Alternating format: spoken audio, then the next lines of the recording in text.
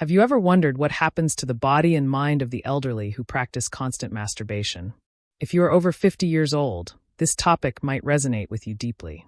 In our cultures, talking about sexuality in old age remains a taboo, something that is usually hidden under the veil of discomfort or silence. But today, I want to address this issue from a scientific, medical, and psychological perspective.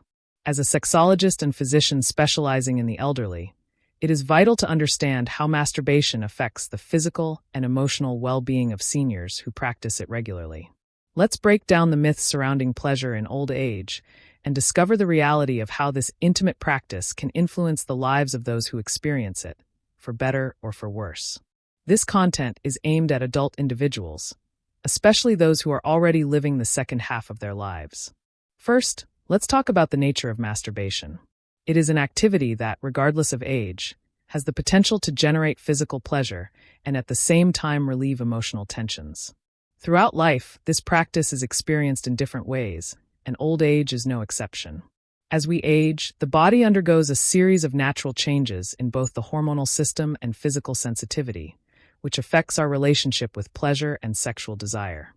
For the elderly, masturbation can be a way to maintain a connection with their own body. Testosterone and estrogen levels naturally decrease with age, which can alter the frequency and intensity of sexual desire. However, it is important to note that desire does not disappear. It only changes the way it manifests. Masturbation then becomes a way to explore and rediscover one's own pleasure, without the expectations or pressures that often accompany intimacy in youth. What are the physical and emotional benefits of masturbation in old age? Medical studies have shown that regular masturbation has multiple positive effects on the body. To begin with, it helps maintain blood circulation in the genitals, which can prevent tissue atrophy due to lack of use. Self-stimulation also generates the release of endorphins, the so-called happiness hormones, which are essential for combating stress and improving mood. Additionally, when an elderly person practices masturbation, they experience physical relief that can improve sleep quality, something fundamental for overall well-being at this stage of life. In the psychological realm, masturbation also plays a key role. It is a tool for self-knowledge that reinforces self-esteem and positive body perception. For many elderly people, this is a crucial aspect since aging is often accompanied by a feeling of loss of control over one's own body. Masturbation allows for the recovery of some of that control, helping people feel more connected to themselves. However, when we talk about constant or excessive masturbation in old age, we must consider some important warnings. Masturbation, like any pleasurable activity, can become a compulsive practice. Physically, excessive stimulation of the genital nerves can generate hypersensitivity, which could eventually cause discomfort or a temporary decrease in sensations. This phenomenon, although not permanent, can lead to a certain dependence on greater stimulation to achieve the same level of pleasure, which in some cases could generate frustration or anxiety. But the real impact of excessive masturbation in old age goes beyond the physical. In my practice, I have seen that for many elderly people, masturbation becomes an emotional escape. As we age, it is common to experience feelings of loneliness, anxiety, or depression, especially if social or family relationships weaken. Masturbation in these cases can provide temporary relief from these emotions. But if it becomes the only source of comfort, it can lead to an even greater cycle of isolation. Instead of seeking companionship, affection, or emotional support, the person takes refuge in self-stimulation, contributing to greater disconnection from the world around them. What do medical studies say about constant masturbation in old age? From a clinical perspective, masturbation is not harmful in itself, but like any habit, its excess can have side effects. Some studies have indicated that elderly people who resort to compulsive masturbation may experience physical and mental fatigue, affecting their daily energy. Excessive masturbation can lead to a decrease in motivation to engage in other important activities, such as physical exercise, which is essential for maintaining mobility and cardiovascular health in old age. An important aspect to consider is how masturbation can affect interpersonal relationships at this stage of life. While it is true that many elderly people live alone and resort to masturbation as a way to satisfy their sexual needs, for those who have partners, excessive self-stimulation can interfere with shared intimacy. I have seen cases where frequent masturbation replaces the search for intimacy with the partner, creating emotional and physical distance between the two. In these cases, it is important to find a balance so that masturbation does not become a barrier to intimate contact with the other.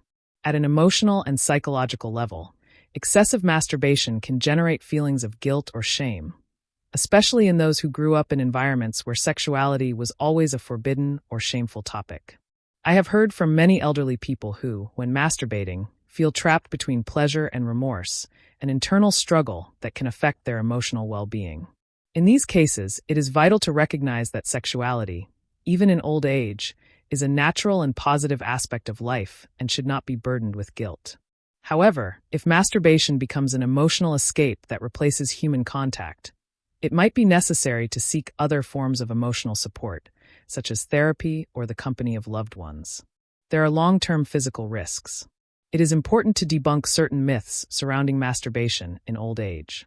There is no medical evidence to suggest that masturbation causes permanent damage to the sexual organs or accelerates aging. Nor is there a relationship between masturbation and diseases such as prostate cancer or serious sexual dysfunctions. However, as mentioned earlier, excess can cause physical exhaustion and even lead to a decrease in long-term relief. Masturbation in old age is a natural practice that, when done in moderation, can be extremely beneficial for physical and emotional health. It not only helps with the circulation and elasticity of genital tissues, but also provides emotional relief in times of stress or anxiety. However, as with all things, it is important to maintain a balance. If masturbation becomes a daily routine that affects other areas of life, it is essential to reflect on the reasons behind that compulsion and seek healthier ways to satisfy emotional and physical needs. Remember, pleasure has no age. The key is to find a balance that allows you to enjoy your sexuality without it becoming a burden.